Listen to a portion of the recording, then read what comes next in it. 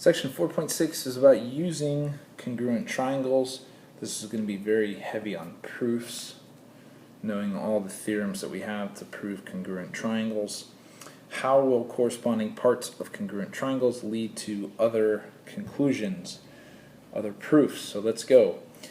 Given parallel lines MS and TR, and segment MS congruent to segment TR, prove A is the midpoint of MT. At first glance, we have triangles in our diagram, but there's no mention in the given or the proof statement about congruent triangles, but that's going to be in the middle of our proof to get to what we need to prove. Now remember, I said in previous examples, previous videos, when you see parallel lines in a situation like this, you've got transversals cutting parallel lines. Think angle congruence, alternate interior angles. So here's a parallel line. Here's a parallel line. We've got transversal here, alternate interior angles. Okay, those look good. We've got transversal here.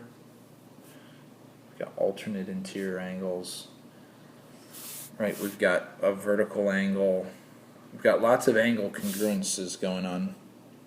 We've got some segment congruences. So that's all part of the brainstorming for coming up with this proof. Let's take a formal two-column approach. Start with what's given.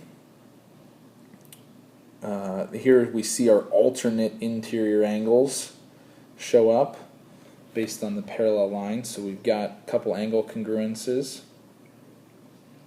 That's all we need there for our triangle congruence because of angle side angle.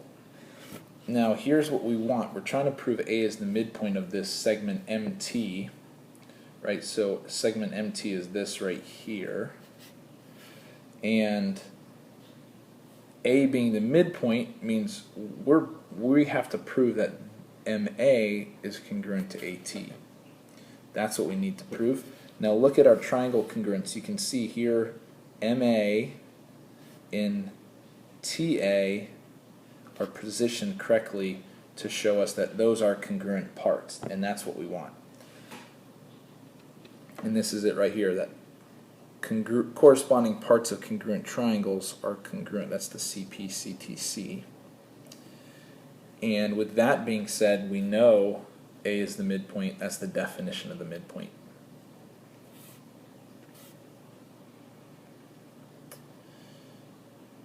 Segment MP bisects the angle down in the middle at the bottom, angle LMN. Okay, that bisecting immediately gives away this angle congruent to this angle. And segment LM congruent to segment NM. You might notice there's a shared side here to the two triangles. So looks like we're pretty good for proving triangle congruence, side angle side.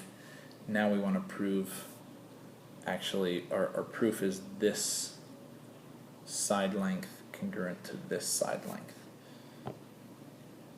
So here's our two-column approach, given statements first. Now the angle LMP and NMP are congruent. That's our angle bisector definition. Here's our reflexive statement because the shared side of the two triangles. That's enough for our side angle side triangle congruence. Now again, look at the triangle congruence very specifically. Segment M, oh, I'm not looking for segment MP. How about segment LP, which is the first and the last segment LP, and we're looking for segment NP in the exact same positions. So those are corresponding parts there in the two triangles. So by the CP-CTC, we've got this congruence. Perfect. Okay, now we've got B as the midpoint of the two diagonals. Now our proof is for perpendicularity, or I'm sorry, parallel. AE parallel to CD. Very similar to the first one we did, only now instead of being given the parallel lines, we're proving parallel lines. So let's go through. It's probably going to be a similar proof. Let's see what happens. We know the midpoint. by definition of the midpoint, we've got two segment congruences. We've got AB congruent to BD. We've got EB congruent to BC. And based on vertical angles, we've got a side angle side approach that's perfect for proving these two triangles congruent. There's our vertical angle theorem and our congruent triangles by side angle side. Now, is that enough to show parallel lines? Well, if our triangle congruence shows that angle A is in the same position as angle D, those have to be congruent. So angle A in our diagram, angle D are congruent.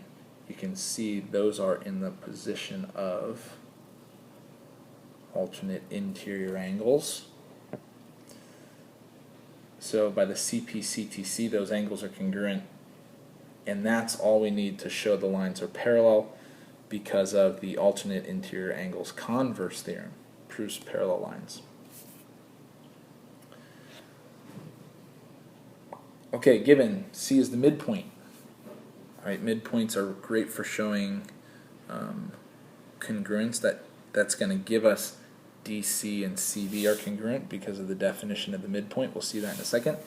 AC perpendicular to DB, that's going to give us two 90-degree angles. That shows congruent angles.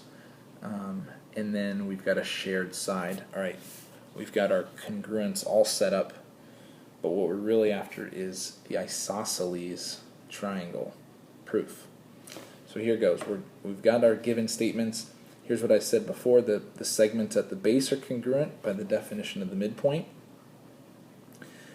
The angles ACD and ACB, those are your two right angles. That's the definition of perpendicularity, and they've got to be congruent. Right angle congruence theorem. We've got our reflexive statement, which is the shared side AC. That's enough for side angle side. Now, if these two triangles are congruent, then side DA, which is the first and the last position in the first triangle, DA, must be congruent to BA. BA is this side here, based on the CP-CTC. And when you've got triangle ADB, two congruent sides, we're all set for isosceles triangle. So CP-CTC gives us those two sides congruent, and by the definition of isosceles, we've proved the triangle is isosceles. Okay, here's a familiar diagram. We've seen this in a few examples already. We've got angle ADC here, congruent to angle ACD. Great. We've got angle EAC. Here's EAC. That is congruent to BAD, which is this angle here. So those two are congruent. ED congruent to CB. Okay, and again, just like the last one, we're trying to prove this outside triangle, this AEB is isosceles. Well, that's gonna require us to prove two of the sides congruent. Well, let's look at our two-column proof. Start with what's given. EC is congruent to BD. We've seen this in previous videos. This segment addition postulate allows us to add the same segment DC to both and come up with congruent segments. That's all we need for the triangle congruence ACE and ADB. That was a previous proof we've already done. AAS. If we see here that segment AE is going to be congruent to segment AB based on the CP-CTC. Those are in the same positions in our triangle congruence. Perfect. If those two segments are congruent, that's all we need by the definition of isosceles, and we've got our proof.